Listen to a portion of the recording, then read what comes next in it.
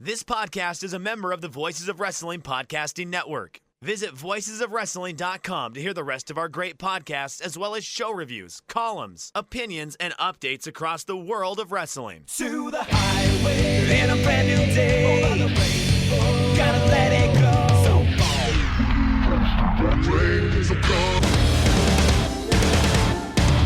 fast to finger down.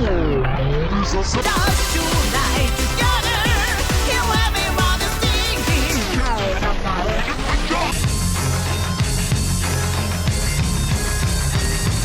你看到我就怕，头皮发麻，我的手。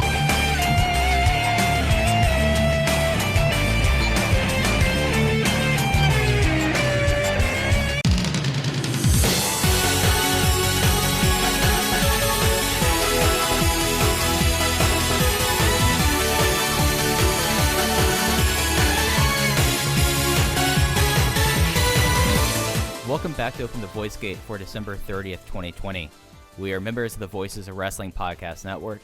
You can find us on the Voices of Wrestling feed, or you can find us on our own dedicated feed on all podcast platforms and applications. You can follow us on Twitter at Open Voice Gate.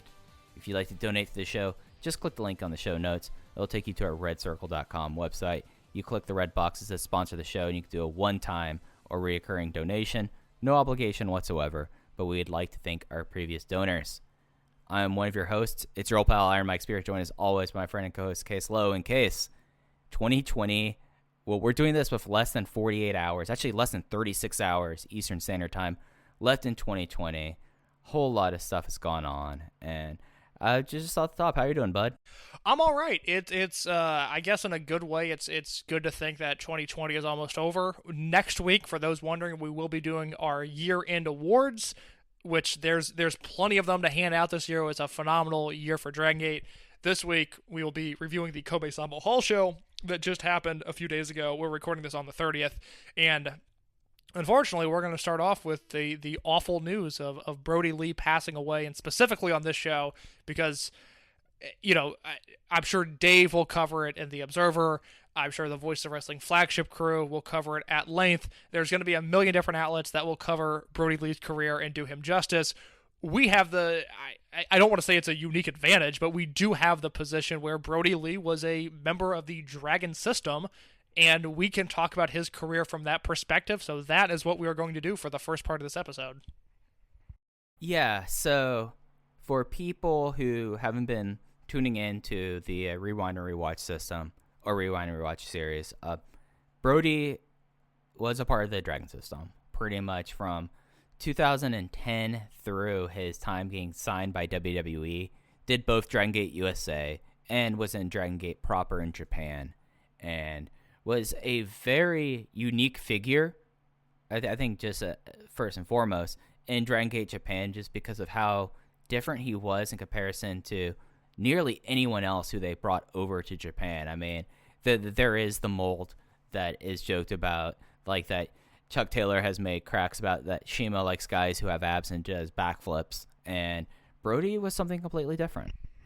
Yeah, I would say there's probably a large portion of fans, even fans in the know, fans that might even be aware of this show, that don't know that Brodie Lee did really technically three tours of Dragongate in Japan, because you think about who that system made famous. It's Matt Sydal, it's Pac, it's Ricochet, it's Rich Swann, it's AR Fox, it's Uhaa Nation.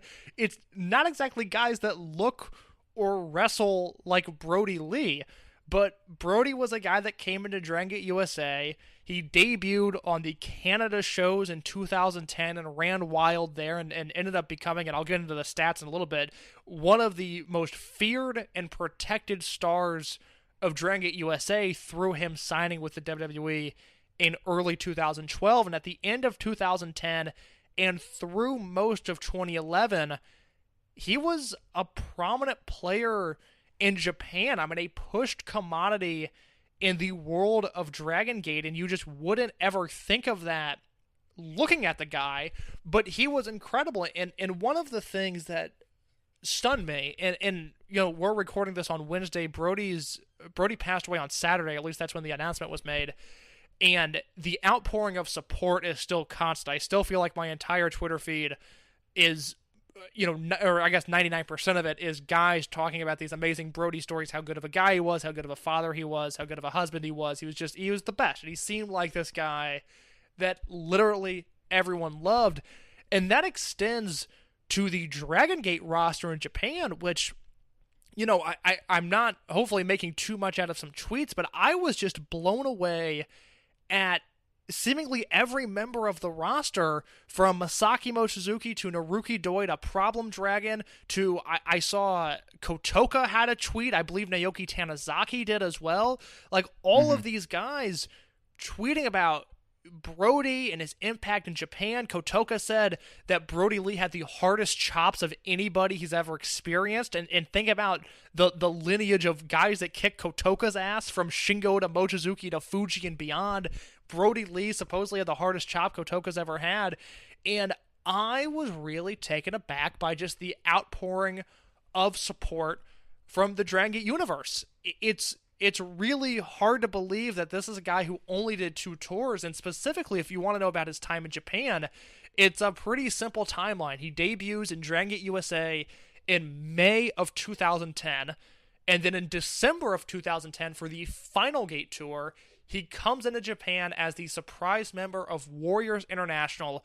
On December 21st in Korakuen Hall, he defeats KZ in 38 seconds, just runs through him. He is Shima's new big man. He is to be feared, and it's awesome. And then Brodie Lee goes home for Christmas, and he comes back. He's supposed to come back on January 14th, 2011 at Osaka Bodymaker Coliseum number 2, which is a historic Dragon Gate show because that is the show where the Blood Warriors debut, and it's Shima, Ricochet, Naruki Doi, all of these heels. This super unit of heels is formed. Brodie Lee was supposed to be in that angle, but because of bad weather had not made it to Japan at that point, so he ended up getting in Japan 2 days later and is a member of Blood Warriors. That first tour, it's notable because, that first tour of January 2011, it's notable because he teams with Gamma in a match against Masaki Mochizuki and Super Shisa in Kyoto KBS Hall. And if you know the Dragon Gate booking, you would think, well, they're going to put Brodie over and he's going to pin Super Shisa.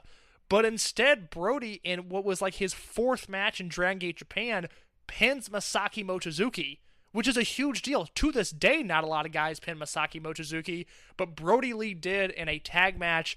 That led to a number 1 contenders match for the Dreamgate title in February of 2011, where Masaki Mochizuki beat Brodie Lee. And it is crazy to think that that 2011 run that Mochizuki had, which, in my opinion, I think Mike agrees with me, is the greatest Open the Dreamgate run of all time. It begins with Mochizuki defeating Brodie Lee. That is how he gets his title match. And that is no joke. They don't just hand out number 1 contendership matches to anybody. It's not like Rich Swann, who was a beloved member of the roster, ever came anywhere close to challenging for the Open the Dreamgate title. Brodie Lee, on his first tour, was in a singles match with Masaki Mochizuki. From there, Brodie goes home.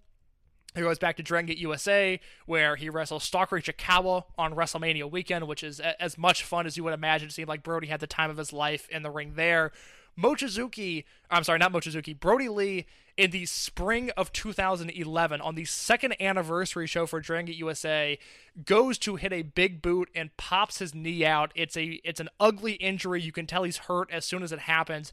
And I believe, and I couldn't double source this, but I'm pretty sure I had read that Brodie was supposed to be on the Kobe World Tour in the summer of 2011, but obviously couldn't because of the knee injury. So Brodie takes that summer off, but comes back, Dragon Gate USA, for the Midwest Triple Shot in September of 2011, works there, and then gets on a plane and goes to Japan, where his second big feud of the year is against Shingo. And Shima specifically cuts promos hyping Brodie Lee up as the real power guy in Dragon Gate, that Shingo's nothing but a fraud, Brodie Lee is tougher and stronger than him, and that leads to an October Korakuen Hall singles match with Shingo and Brodie Lee that is awesome, and it is crazy, and it is this wild brawl that you would not expect from Dragon Gate, but they deliver the goods. And then Brodie's final match in Japan is at Gate of Destiny 2011. He teams with Yasushi Kanda and Metal Warrior against Stalker Ichikawa, Don Fuji, and Yoshihiro Takayama, and those Takayama photos have been floating around the internet all week. It is awesome to see Brodie in there against Yoshihiro Takayama. That's a very fun match. And then Brodie finishes out his time in Dragongate USA at the end of 2011, most notably the Philadelphia show on, I believe, November 12th, 2011, Bushido Code of the Warrior at the ECW Arena. It's him versus Pac in a match that has been passed around, luckily, to an aggressive extent over this past week. I think a lot of people had never seen that match before, and people found a way to get it in front of their eyeballs, because that is a match that is unbelievable. It is, as Rob Naylor has told me, we talked about this on Twitter publicly one day, a match that helped get both of those guys WWE contracts. And if you watch it, it is very clear at that point, those are two of the best wrestlers in the world. And I don't know what Mike's thoughts are, but I've always said this about Brodie Lee. I said this about a week ago before he passed away in a Slack conversation I was in with somebody. If you simulate Brodie Lee's career 99 times, 99 more times, I think we saw the worst version of it this time around, which is not an insult to his career, because he was incredible. He was great in WWE. He was great in AEW. He was great in Dragongate. He was great in CZW. He was great wherever he went. But you look at the talent that this guy had, and it became really apparent on the Dragongate USA Rewind and Rewatch series, where Gabe sort of treated Brodie like a special attraction, like he was always like a segment removed from the main event scene. But what we figured out was that Brodie was just as talented as anybody on the roster at that point. And I certainly don't want to rebook his career right now, but it does seem like he had more talent than the level that he was pushed at, especially in Dragongate USA. And that is a real bummer. And I'll finish on this just because we're talking about Dragongate USA. I think the defining moment of Brodie Lee's time in that promotion is not the Pac match, but it was actually in the same building on the United Philly show. And this is the moment where I had a total realization of just how talented Brodie Lee was in 2011. Forget what he went on to do, but in 2011, there's a segment in the ring, and this is United Philly. So what happened the night before was Blood Warriors had just turned heel in Japan, but it was Shima, Indoi, and Ricochet, these guys that the American audience was still super into, so they hadn't really turned heel in America yet. And then you also had this situation where Ronin, these, Chuck Taylor, Johnny Gargano, Rich Swann, were brought in as these hotshot young heels when they first debuted. But what happened the night before the Philadelphia show is that Rich Swann did his rapping entrance for the first time, and it totally turned Ronin babyface. And Gabe was not prepared for it. Ronin was not prepared for it. Nobody was prepared for it. That in one night, these young gun heels had become beloved babyfaces of the promotion. So what happens in Philly is that they're doing an in-ring segment where Shima is trying to let the crowd know essentially that Blood Warriors are now heels. He's doing everything he can to not say, we're heels now, please boo us. But because there's a bit of a language barrier, the crowd wasn't totally picking up on the situation. Something got lost in translation in Shima's promo, and he's in the ring with Doi and Ricochet, who, obviously native speaker, but not a great promo. And then the Ronin guys might have been in the ring at that point, but they're very young and inexperienced at this point in their career. Something gets lost in translation, and you can almost hear a murmur in the crowd, like they don't entirely know how they're supposed to react. And then all of a sudden, Brodie Lee takes the microphone, and he starts berating the Philly crowd. He starts berating Ronin. Everybody sucks but Blood Warriors. Shima's the king. All of you guys need to bow down to him, this and that. And it works. It turns Blood Warriors heel. And it is a moment that I am going to assume was improvisation, that Brodie saw that this segment was dying, and he figured out a way to fix it. And he figured out a way to improvise in the moment and turn this segment around. It ended up being a very memorable moment of Dragongate USA for me, and it really jumped out to me when I watched it for the first time, just how talented this guy was. So I hope that makes sense. I know I monologued there for just a little bit, but that is essentially Brodie Lee's career in Dragongate and Dragongate USA, and some of the best moments that he had. Yeah, and it's something where I know we've talked a little bit privately, Case, about this, but you look at how he was booked and received and treated in the regard that the Dragongate roster has for Brodie, and it kind of crystallized that, with the exception of the run he was on in AEW, where everything came together, it was uniquely to his skill set. He just knocked it out of the park, doing things that the promotion desperately needed.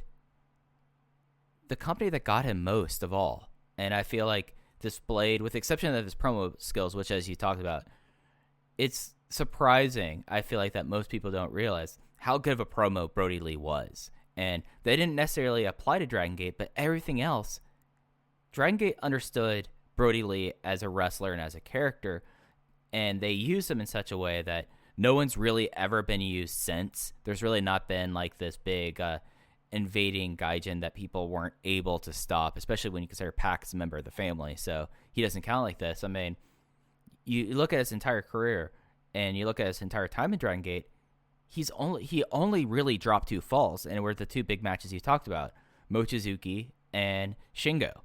And it's a perfect use for him. He fit in so well with Blood Warriors and being like this threat, this unconquerable threat in the Blood Warriors Junction 3 feud, and he flowed so well, and he got like things such as, you have these matches where, like, I'm looking right now, his cage match, and this happened on September 23rd, 2011, where he had a 3-series match with Sakura Chikawa, which went 11 seconds, 20 seconds, and 4 minutes and 43 seconds. In case, I know that I am probably the highest person amongst international fans in Sakura Chikawa, but what would I give to just get that 10-minute segment just on DVD or something like that? Because I imagine that was just an absolute blast, and it's something that I'm glad that the Pac match is going around, but I really encourage people who are interested in seeing this side of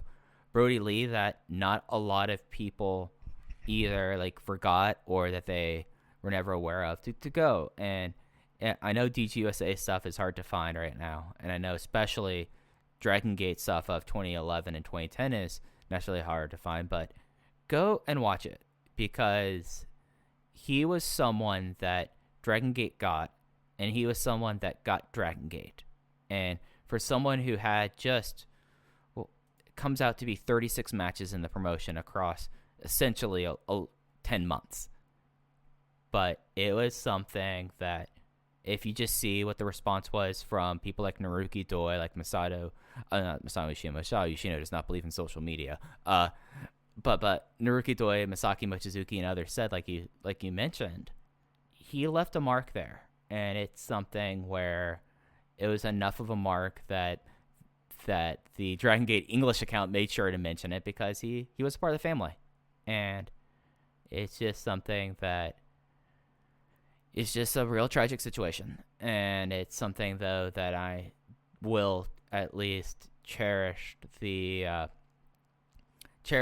library he left, and be able to like do that, and then just with all the thoughts and wishes towards everyone that his life touched. Yeah, it's it's just an awful situation. But to Mike's point, to bring this back to a wrestling perspective, just because other people will be far more apt to cover the emotional aspect of things. Brodie wrestled 20 matches in Dragon Gate USA, and he was only pinned 3 times. He was pinned by Yamato in a non-title match. He was pinned in the Ronin elimination match where he blew out his knee, and he was pinned by Pac. And other than that, he either won the match or was in a multi-man match where he did not take the fall. And I think that is just a small glimpse into how protected he was in America, and then it doubled and went to when he was in Japan as well. So, yeah, the loss is tragic, and it's just awful. It's an awful situation. The positive to come out of this is so many people were given a chance to share these incredible Brodie Lee stories, because he's just seemed like an incredible person.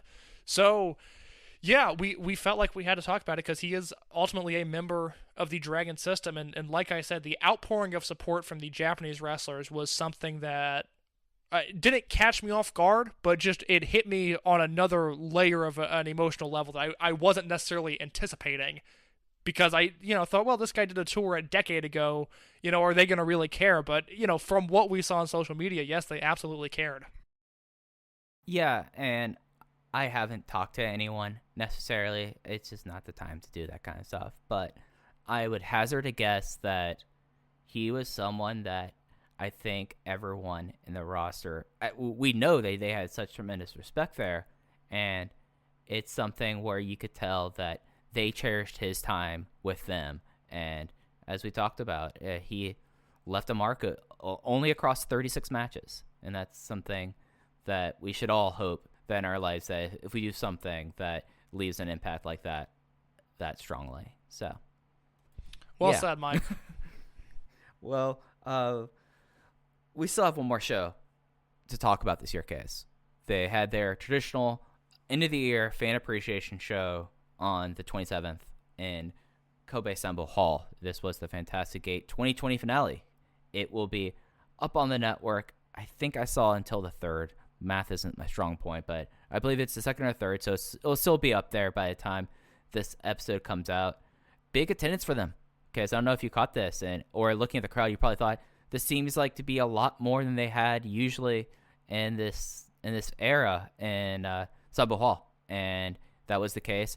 390, which is massively up from 226 earlier, and just like we were talking a little bit before we started recording, it seems like that if you're someone who's getting into the promotion or someone that tracks the promotion, these end of the year shows, you might think it might be all fun and games, but for at least the last few years, we've had huge things happen. Last year, it was initially where Masato Yoshino announced his impending retirement, and this year they ended the 3-unit war. Yeah, this is a show that has gone under the radar for a number of reasons. Obviously, some of them more pressing with, the Brodie Lee situation and everything else. But this, in the context of Dragongate, was a huge show that had major storyline ramifications that, because it happened after Final Gate on Kobe Sambo Hall, it only hit me this morning that, oh, right, we are done with generational warfare. Like, the Dragongate generation is no more after this show. And they just snuck this one in right before the end of the year. Stuck this in right before their break and to design new logos. Yes. I mean, look, Dragongate is a crafty promotion, okay? They know what they're doing. This is a well-oiled machine, Mike. I mean, you know how quickly earlier this year they got out the Masato Yoshino Speedstar 2000-2020 t-shirts? Buddy, let me tell you, there are going to be some Natural Vibe t-shirts ready to go on January 9th. And if I were a fan, I would maybe hold off on buying the Natural Vibes t-shirts. I think we can speculate that maybe, if we don't know anything, this is pure booking speculation, maybe they're not going to be around too long. I'll say this before we get in the show itself. Did not pass my smell test. Immediately, something is up here. Well, let's go top to bottom. Let's start with the main event and the news that came out of it, and let's talk about the Natural Vibes deal. All right, so the main event was the rebooked match because Benkei is currently on the shelf. I've not heard an update. I assume no news is good news, and if he's not announced for those first week of January cards in a few weeks, that's when I'll be like, ooh, then this is a little bit worse than I expected. Didn't expect to hear anything, but a 10-man tag team match. This was Dragongate Generation versus Masquerade. Full Masquerade team. Shin Skywalker, Kota Minoura, Jason Lee, Dragon Daya, and La Estrella. They've got to kind of decide, is it Estrella or Estrella? Because I've seen both now. I just need to know how to pronounce this correctly here. And they went against Dragongate Generation. Yamato, KZ, Keisuke Okuda, UT, and Yosuke Santa Maria filling in for Benkei. The fall was Skywalker on KZ with the SSW. After the loss of Masquerade, the Dragongate Generation decided that they should go their separate ways. Yamato pointed out that they have a lot of people on the shelf. They lost people to Masquerade. They're not really much of a unit at this point, and they decided that it's just a good time for all of us to go our separate ways. And that brought the three-way Generation War to a close. And they left KZ in the ring, who was quickly met by Susumu Yokosuka and Geki Horiguchi. They agreed to reunite Natural Vibes. They said they're going to be holding new auditions to decide new members and hope to have the act complete by the time they return to Sambo Hall in January. So it's that in the last 10 minutes of Dragongate's last show of the year, they just hit reset, and now we have Masquerade Ascendant, and now we have to see where everyone from the Dragon Gate generation is going to go to. Yeah, so the reason that I'm suspect to the Natural Vibes reunion, which as of this point, to reiterate, is KZ, Horiguchi, and Susumu, there has never been a carbon copy unit reboot, to my knowledge. M2K went through Shin M2K and Final M2K and all of these other iterations. World 1 is probably the closest, but even the original World 1 ended up becoming World 1 International, which had a totally different color palette than the original World 1. And then you have the veteran units, which they're marked as units, so I need to include them, but even those have always been differentiated a little bit. It's always been Team Veteran Returns or whatever the prior incarnation was of that. They've always been branded a little bit differently, and by proxy, they've always had some different guys in the mix. Obviously, the angle that they're going for here is that if Natural Vibes were to continue, you would have some different guys in the mix, and there's plenty of free agents to choose from. Half the roster is without unit affiliation at this point, but it appears to be the same Natural Vibes with the same colorway and the same unit and most of the same guys as there was before. And if KZ hadn't been dropping a ton of falls, if he hadn't lost to Eita, if there wasn't, at least on the Western front, a lot of murmuring as to what KZ's next move is, maybe I would look the other way. But we're living in a reality where it seems like KZ is not long for a babyface destination. This is a guy that has been face since Dia Hearts in 2014 and 2015. He hasn't been heel since Shima, Akira Tozawa, and Shingo Takagi were not only in the promotion, but were some of the most pushed acts in the promotion. So KZ is due for a change. For as much as I've been enjoying him, if he changed up his character, I would not mind. It also just seems like that Eita might be on the chopping block with RED, which could lead to KZ replacing him in that heel unit. I would say we are probably getting a Natural Vibes dance with KZ attacking Susumu and Horiguchi during the dance. Maybe it's not on the January 9th show, but it is happening sooner rather than later. Yeah, so it's not just that this is them doing a Natural Vibes thing. It is Natural Vibes was 5 members. You had Brother Yashi and Punch Tominaga. Those two have never been really full-timers. Like, Tominaga will have stretches where he's on every televised show, but he's not someone who's being brought everywhere, and Yashi has kept his freelance affiliation, and as we've seen through this year, he is no longer in the booking plans. I think that's a fair way to put it. Well, yeah, he's no longer on the roster. I mean, he was just taken off a few days ago. For a long time, Yashi was listed on the roster but hadn't worked since COVID hit, but now he's no longer on the roster page. So he's not a member of the company as far as I'm concerned. Yeah, and he never had a contract. So yes. It's just one of those things that it makes sense. It's a different situation than the whole Kenichiro Rai situation over the last decade. But so you have like the 3 full-timers there, and then you look about who's around. And if I'm going to take this at good faith, that this will be a full-on reboot of Natural Vibes, so that the thing that I think is going to happen doesn't happen, there's a lot of pieces that you could probably arguably say fits. I think Dragon Kid makes more than enough sense with these 3. Maria, there's your lost post right there. You can even like hazard an idea why Kamei might join them. I could see that as well. But I do think we are in a reality where I'm looking right now at the January schedule case. They have Kyoto on the 9th. They have Ideon 2 on the 10th. They have Corkin on the 12th and the 13th.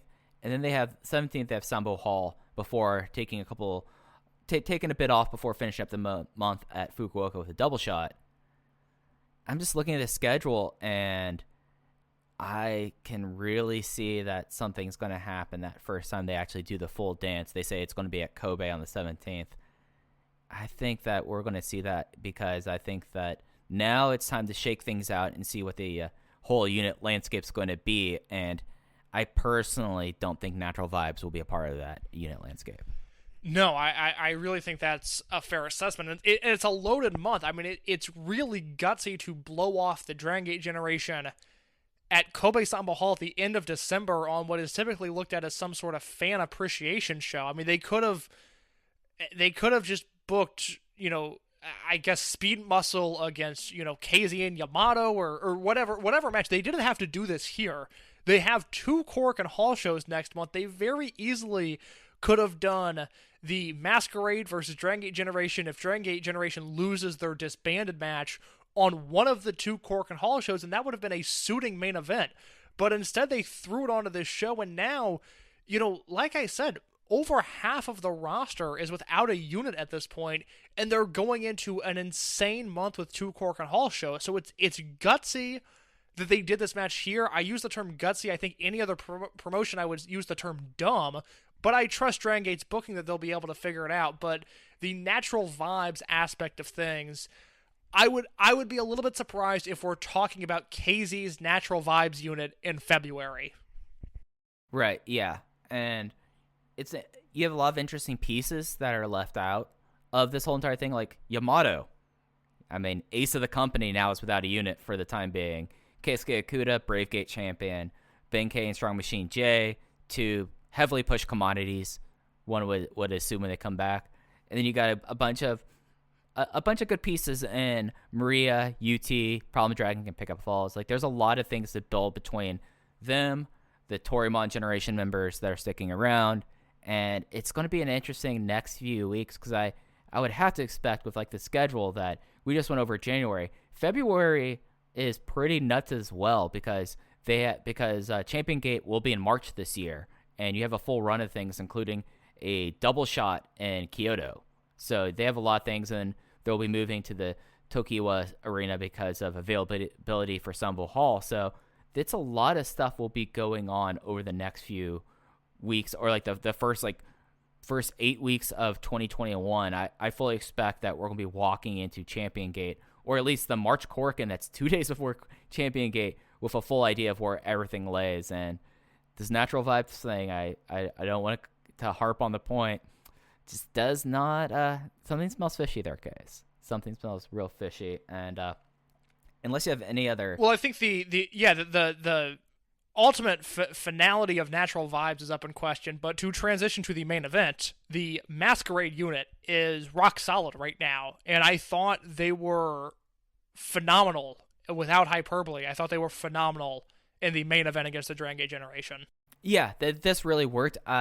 It seemed like that Dragon Dia got dinged up in this match and was pulled out, and like the last 4 or 5 minutes was basically a 4-on-5 match, but it was basically Masquerade finding ways to murder people. And boy, for as much apprehension as I have about them as a super face unit, especially charisma-wise, when the bell rings, these 5 guys rock. Like Estrella is showing new things each match. He still has some stuff to figure out, but you could see the promise in him as the Sugi high flyer that we talked about. And everyone else is just like a solid unit, like to the point of I know we talked about what they're going to do for Lost Post. Does not seem like they're going to be dropping very many falls for the near future, so you might not have to worry about that until later this spring.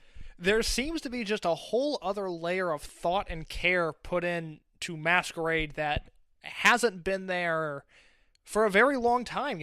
Over Generation wasn't like this. Dia Hearts wasn't like this. Even, Natural Tribe Vanguard's another one. I mean, Natural Vibes, look, they have the entrance, which... look, do I love the Natural Vibes entrance? No, it's not my favorite thing. Do I think it detracts from Susumu Yokosuka's in-ring work? No, I don't. And I think those are weird parallels that some people draw there between an entrance... That's on them. Yeah, an entrance that is clearly over with the live crowd that is done in 30 seconds, and then, Yokosuka and KZ, 2 of the best wrestlers in the world, they can get in the ring and tear it up with no dance moves whatsoever. So I don't understand why some people have trouble separating those two things. I think that's a really weird gripe to have within the unit. But I just interested there. I would say the issues with the people there that like trying to be a fun police for something that's not intended for them. That speaks more of the people who are offering the criticism than the unit itself. But even with natural vibes, again, it's not like KZ is dancing through finishing stretches or that Yokosuka is this drastically different wrestler. It's a unit that is made up entirely of an entrance. What I was intrigued by with Masquerade in this match was they have some full unit spots that are really, really cool and feel different and really feel closer to like an old school Toryumon thing than a Dragongate generation unit. The spot where they hit the 4 drop kicks at the same time, they all kind of shifted around the ring, and what I can only describe as like, if a Colt hit a drop kick, this is what it would look like. I mean, I was really impressed with the multi-man stuff they did in this match. La Estrella, he took Silas Young's finisher in this match. He did a Pichiwaja plunge. He continues to do the Sugi drop kick. This dude has some spots that really, really deliver. And then, your middle of the unit, Minoura, Dia, Lee, those are hard workers. Those are guys that throughout the next calendar year, I fully anticipate on kind of being the standouts on your Kobe Sambo Halls and your KBS Halls and your Osaka number 2s. I think those are the guys that are going to work hardest on those shows. And then Shun Skywalker, who his in-ring is not in question. I thought Skywalker and KZ were unbelievable in this match. Their chemistry down the finishing stretch was something to behold. I don't think many couples in wrestling have as good of chemistry as Skywalker and KZ do. I mean, they really, because we know about their Kobe World 2019 singles match, I think they are really on an elite level of chemistry between two wrestlers in the entire wrestling world. And I think that was on display. Dragongate, my promotion of the year, and of course, they go out with a bang. The main event of their final show of 2020, I went 4 stars on. I went 3 3/4, but it definitely was something where I had the thought, but I know if I'm not certain, then it's not that. So I think that's totally rational. Other like fun things in this match, Yamato doing a tope con hello partway through the match. Just like, all right, Yamato, you dive sometimes, but actually like the way that he does like his tope con hello cracked me up when I was watching this. And it was something where like you had Maria, who is really great at like the first half of a match being the person who takes all the offense, and then Estrella is starting to come along with his selling. Like, this is the other great thing about this is that you have those 4 like known quantities, so Estrella, like, they could focus in on certain moments and protect the kid, and I think that was really brilliant, and that's something that to really watch for in Masquerade matches going forward. Is if we start seeing Estrella getting more and more time in these matches versus coming in for like the sprint portions, I think that can really kind of give us a better summation of this guy as a wrestler, and I'm excited to see it. I think this is just a giant win all the way around. Again, I think it's super weird they did this match on this show and not on a Korakuen Hall show, or even just on the Osaka show on the 10th. It's so weird that this match was on this show, and even had it not been for the obviously awful unforeseen circumstances with Brodie Lee, I still think this match would have been buried in the news cycle regardless, which is weird because now, we're done with Generational Warfare, and Masquerade had another killer match to end the year. It's just a really, really strong way to close out the year. Yeah, no, I'm totally with you on that. And then just working backwards, the semi-main was Doi Yoshi, Masato Yoshino, and Naruki Doi Speed Muscle going up against SB Kento and Hip Hop Kakuta. It was a DQ. SB Kento was the one who was disqualified. Naruki Doi was the active participant in 11 minutes and 19 seconds. And this was another like interesting match, and shows the amount of faith and amount of trust that they're putting into 20-year-olds, wasn't it? Yeah, one of those matches that I kind of accepted for what it is. I was hoping, because it was on this end of the year show, that it was going to be something a little bit cleaner, something a little bit different. Clean. Yeah. But the fact that it was Speed Muscle versus 2 20-year-olds is mind-blowing. Yeah, and I thought that the interesting thing about this match, I went 3 1/4 on it, is they pretty much compressed like a 17 to 19 minute match into like the first 10 minutes, and then had the RED DQ. And I thought that was like, hey, this is a fan appreciation show, so they're not just going to have RED just do RED shenanigans everywhere. They're going to make sure that it has like a solid match for the hometown fans, and I really enjoyed that match for what it was, but also knowing that if there's a clean match between these 4, that is going to be on offer in the future. I hope we get that before Kobe World 2021. I think that's a safe bet. I don't think this is the last time we're going to see this combination. At least I hope not, because this was a small chapter in a larger story. But there's obviously, from everything we've seen from Kakuta and SB Kento, which we don't have to reiterate right now, it is very clear they can have a top-level match against Speed Muscle of all teams, one of the best tag teams of all time. I think they can handle it. Yeah, absolutely. The only other thing of note was that the RED beat down Adoy. They went after his arm that was bandaged up. He has like a tricky elbow that he's gotten like pulled from shows, but nothing that's put him on the shelf. But they did like a full-on just destruction of that.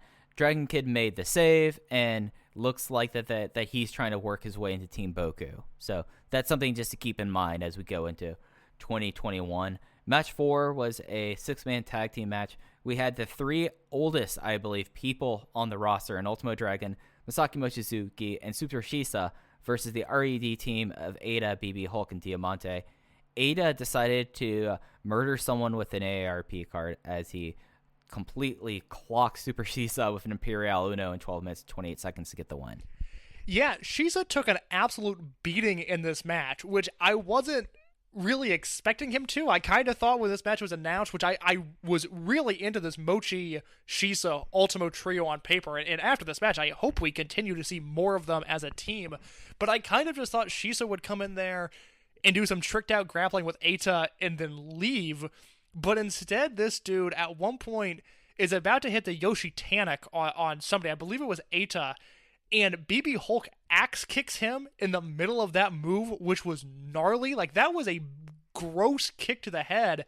And then at the finish, like Mike said, Shisa takes a low blow and then gets hit with the Imperial Uno super kick.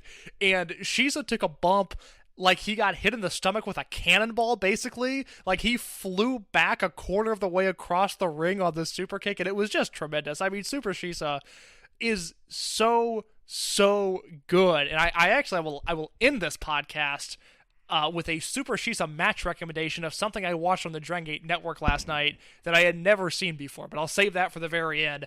But this match was a ton of fun. Ultimo and Diamante.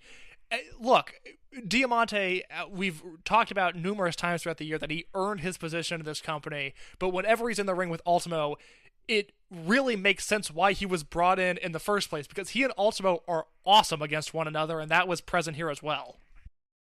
Yeah, no, this was just a really fun match 4. I went 3 1/4 again on it. It just was a good time, and you guys see more Shisa than I expected. I knew he'd probably roll back in and be the one taking the fall, but I didn't expect him to be taking 7 minutes of a 12-minute match. You know, well, like, that was neat though. It was really fun. I hope we get more Mochizuki, Ultimo, Shisa trios matches, because there's a lot to like there. Team 150, let's go. Something that I think we might be playing out the string on case is the Royal Sambo. I'm just going to run through the participants and the results before we talk about this as much time as it deserves. Don Fuji, Genki Horiguchi, Yasushi Kanda, Kanes, Kondomao Ichikawa, Sachiyoko Boy, Problem Dragon, Takashi Yoshida, Kaito Ishida, and Daya Inferno. Ichikawa wins his second straight Royal Sambo in 13 minutes and 5 seconds, eliminating Don Fuji for the win. And they're going to have to do something about this, because it seems like that Kondomao Ichikawa is the god of the Royal Sambo match. They have to shake this up. You can't let Stalker Ichikawa just completely run roughshod on what's supposed to be a new trademark match. Yeah, I'm fascinated to see where this goes.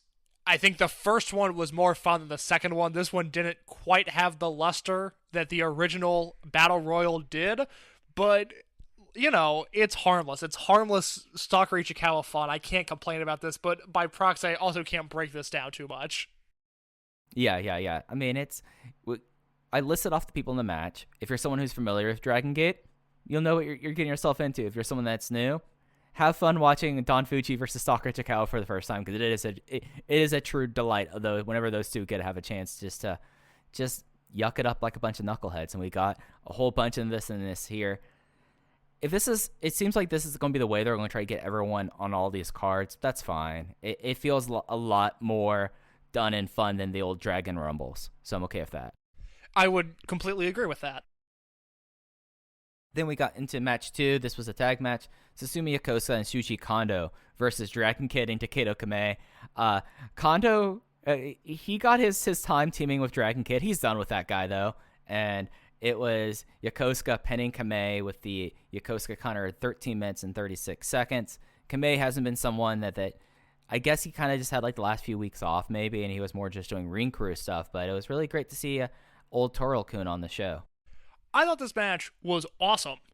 This is one of those Sambo Hall matches that just it's a shame this happened here and not at Korakuen Hall, because Kamei is dishing it out on Shuji Kondo, and it is so much fun to watch. This is one of those matches that if physical media was still relevant, and Mike and I were running our tape trading business, which, oh man, to be born 15 years earlier, so Mike and I would be slinging DVDs out of our Open the Voice Gate headquarters. This is one of those that, we do a 10-disc best of 2020 Dragongate DVD set. This is on disc 10. This is on the bonus disc. This is like, hey, this match wasn't 4 stars, but this match was a ton of fun, and it's one that made the promotion worth following throughout the year. This is a recommended match. I really think if you're going to watch the show, watch the main event, watch the Mochizuki Shisa Ultimo Trios match, and watch this tag match with Kondo and Susumu versus DK and Kamei. I thought this match was awesome. I went 3.5 stars. I went 3 3/4. I adored this. Kamei, he makes the most of whatever opportunity you're going to give him, because Absolutely. he had like this strike exchange with Kondo and Yokosuka where he was dishing it out against 2 of the more hard hitters on the roster, and Sambo Hall was getting into this. Like, he has a certain ceiling, I'm afraid, just because of how he's sized and how they've treated him versus they treated Kakuta and Kento. But he was remarkable here. He had a great hot fire. You got some Shuji Kondo and Dragon Kid. That's always something fun to revisit, and now that they're no longer teaming, I'm glad we get to dip back into that. And, Kamei keeps on finding like these really interesting pinfall opportunities out of nowhere that they aren't really like flash pins, but there are like this thing that he's like, oh, I can't take these moves or I'm done, so I'm going to try to find a way to get out of them, that I find really, really fun. And it's one of those things that, like, it was like on the first Yokosuka counter that I was like, all right, Kamei, your offense and anything like this completely makes sense, and it was really enjoyable to catch this. Yeah, I would absolutely put this on our bonus disc of the 10 of the best of 2020 10-disc set coming to you from the Open the Voice Gate tape trader company. That I feel like if it was going to be equidistant for each of us, I think it would have to be in Knoxville, Tennessee. I think I'm okay with that. I'll make the move. I'm looking to get out of either a Chicago or an Indiana type climate, and I believe Knoxville, while it does get cold there, offers a little bit of a different experience that I would welcome. You're going to get used to some humidity. I'll say that. Oh, brother, I love the humidity. I don't mind. Indiana is plenty humid.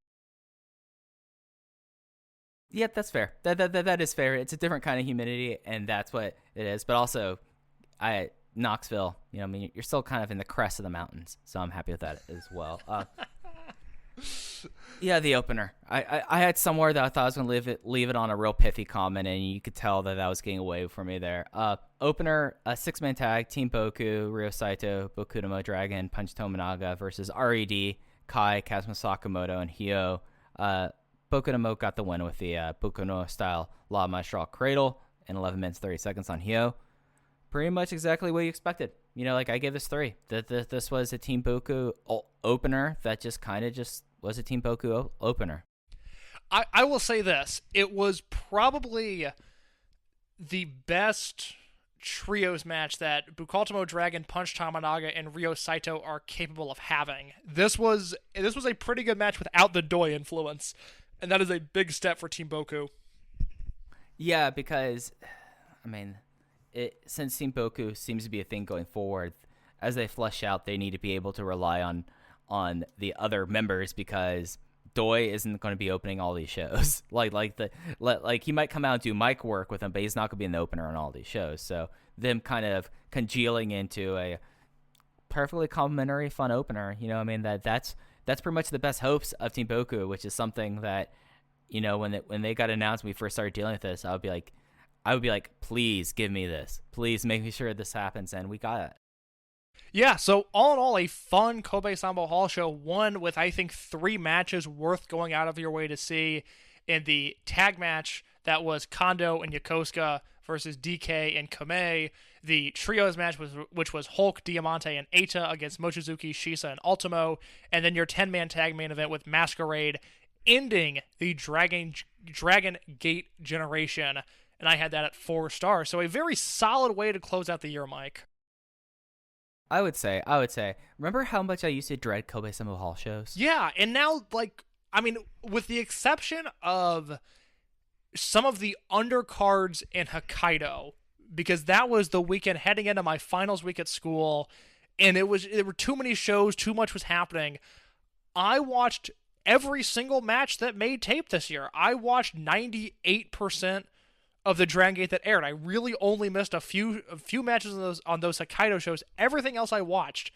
And yeah, Kobe Sambo Hall was consistently fun this year. I ended up really liking a lot of those shows.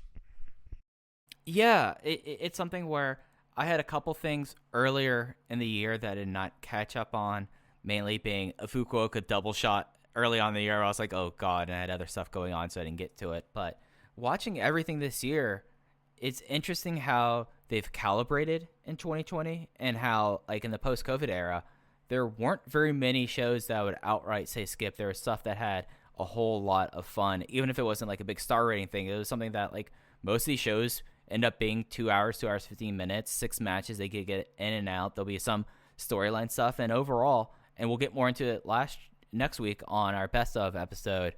2020, I have to look at it for Dragongate. Given the hard difficulty mode that everyone's living in 2020, I think that they overachieved in a lot of ways. I had to call it an unqualified success.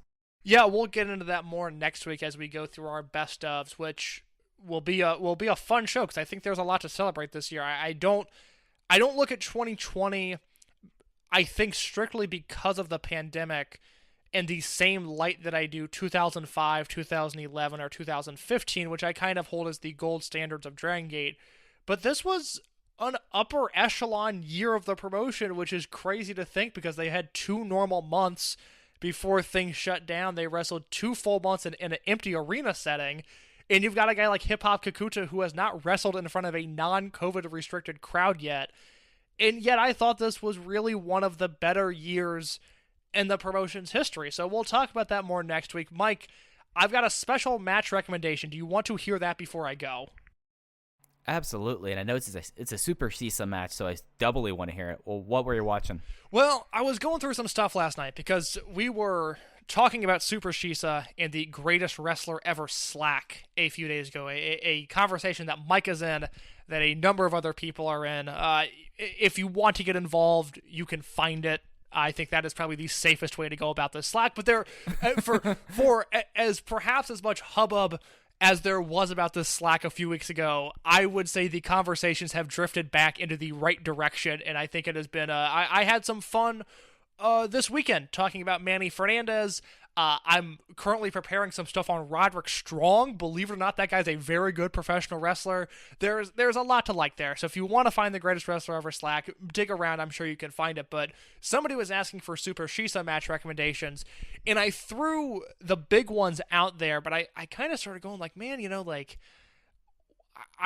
Super Shisa, for all intents and purposes, is the William Regal of Dragongate, both in terms of the style he works, but just the fact that we know this guy is an amazing, amazing worker, but he doesn't really get the platform to show it off all that often. So I started looking through his title matches, which there's not that many of, but I started watching the title matches that I could find that he's been in, and then I started thinking about how my number one holy grail in Dragongate, of footage that I know exists but is not out there, is May 29th, 2016, Shingo Takagi versus Super Shisa, which happened in Hokkaido. It was on a King of Gate triple shot, and they aired that show on they aired on Infinity a clipped version of all 3 shows. They just cut out, the nonsense and just aired King of Gate matches and then like one multi-man match. So we didn't get Shingo versus Shisa, which just devastated me because I want to see that match so badly.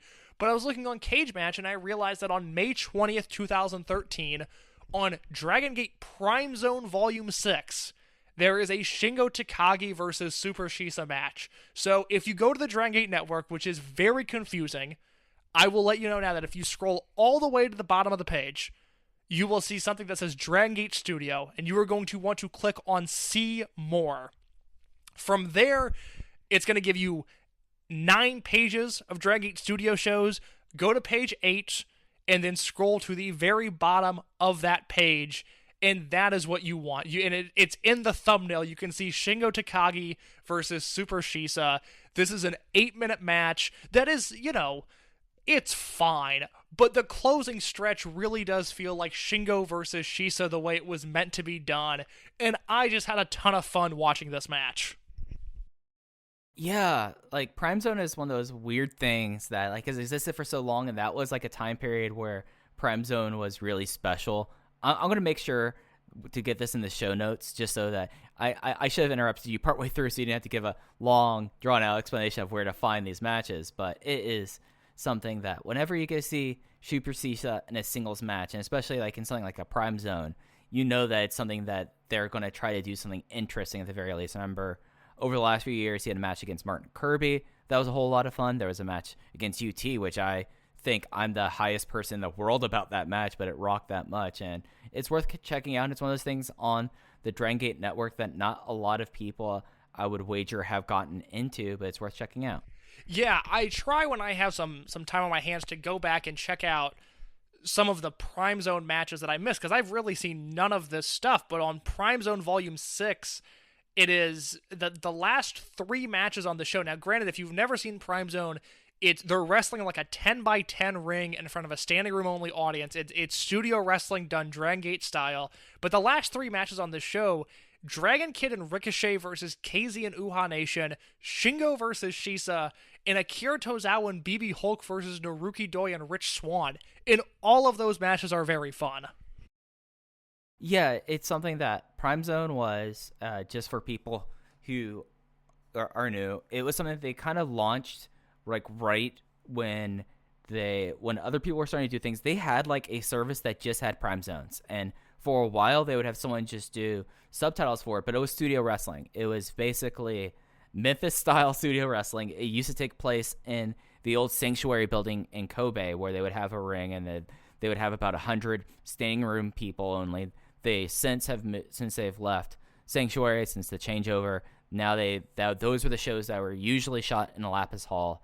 It's usually a good time, and hey, there is also on the same showcase that you brought up here, you have Mr. QQ, Naoki Tanizaki, Toyonaka, Dolphin versus Super Shenlong 3.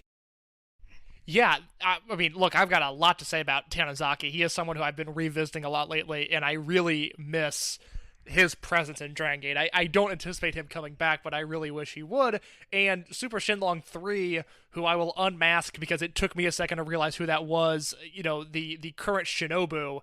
That is a match that I might have to rewind and give that a look too. That whole show sounds like a lot of fun. No, Super Shenlong 3 is Yosuke. Oh, well, on Cage Match, it links me to Shinobu's page. Well, they're liars. It's Yosuke-san. That sounds equally as fun. I'm not going to complain about that. Yeah, no, it was something because that was during Akatsuki. That's what I thought. I didn't think Shinobu was in the promotion at that point, but Cage Match typically never lies to me. So the first Super Shenlong was Shinobu. The second one, well, there was someone else that was Shinobu for like a very brief, or it was Shenlong for a very brief period of time, but most of the time it was Shinobu. Number 2, of course, is now Mondai Dragon, or Mondai Ryu, Problem Dragon. Just combined his names right there. And then the last one was Yosuke San Maria's first gimmick after leaving rookie stage in Akatsuki. And with that, you have a full episode of Brodie Lee's time in the Dragon System, Kobe Sambo Hall on December 27th, and the history of Super Shenlong. Yeah, there we go. But, Case, unless you have anything else, let's get out of here. I think that's it, Mike. All right, so you can follow us on Twitter at OpenVoiceGate. You can follow Case at _InYourCase, and you can follow me at Fujiheya. Thank you all for listening for this episode of Open the Voice Gate. We'll be back next week talking about the best of 2020. Have a safe and fun New Year's. Take care, everyone.